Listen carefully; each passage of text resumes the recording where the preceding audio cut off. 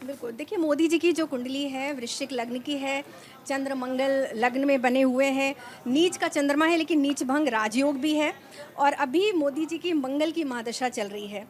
तो हर तरह से चीज़ें उनके समर्थन में हैं। हालाँकि D9 में अगर नवांश में हम देखें तो नीच का मंगल है।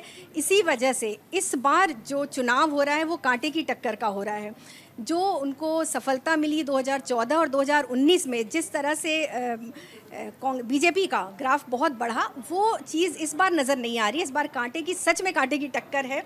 और अगर मोदी जी की कुंडली की देखिए बात करें तो सबको ही पता है बहुत सारे राजयोग लेकर आए हैं मोदी जी, क्योंकि सबसे बड़ी चीज़ इनकी कुंडली में है लग्नेश और भाग्येश की युति, जो कि लक्ष्मी योग दे रही है, स्वराशि का मंगल है, रुचक योग है। लग्न में इनके सबसे बड़ी जो एक विशेषता है, लग्न में इनके चंद्रमा है, चतुर्थ में गुरु और दशम में शनि, जो कि विक्रमादित्य योग है।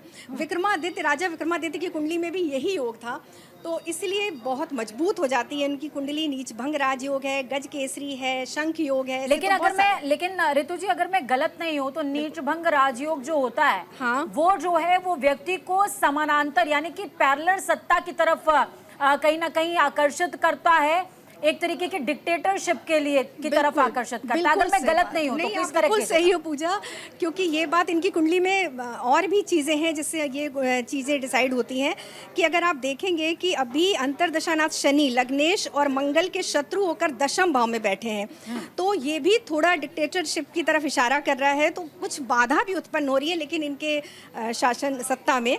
इसीलिए इस बार शनि को लेकर अगर बात की जाए कि शनि 2 शुभ ग्रहों के प्रभाव में है और लग्न से चंद्रमा से उपजय भाव में है, इसलिए प्रधानमंत्री बनना तो इनके लिए बिल्कुल तय है।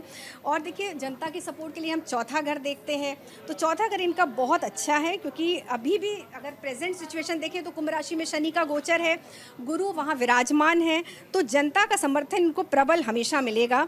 और एक सबसे बड़ी बात है कि पंचम राहु और 11वां केतु जो परिवर्तन राजयोग है, वो भी इनको कहीं ना कहीं सत्ता में रहने की तरफ इशारा कर रहा है कि अभी इनकी सत्ता रहेगी, लेकिन बाधाएं हैं। और जैसा अभी आपने बताया कि नवरात्रि में इस बार देवी माँ अश्व पर चढ़कर आई थी, तो अश्व पर आना कुछ संकेत देता है कि कभी कभी ये सत्ता परिवर्तन का भी संकेत है।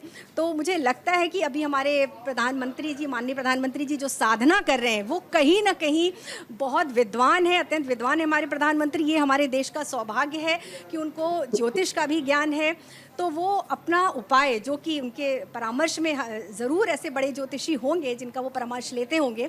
और अभी उनकी साधना शास्त्री जी की तरफ आपका इशारा तो नहीं है जिन्होंने नक्षत्र निकाला था? नक्षत्र उनका देखिए मातृशक्ति की भी अभी पूजा आपने बात की, तो इसमें मुझे कहीं ना कहीं लगता है कि मोदी जी का जो पलड़ा है, क्योंकि मातृशक्ति को ये थोड़ा सा इग्नोर करते हैं, जैसा मुझे लगा इनके शासनकाल में।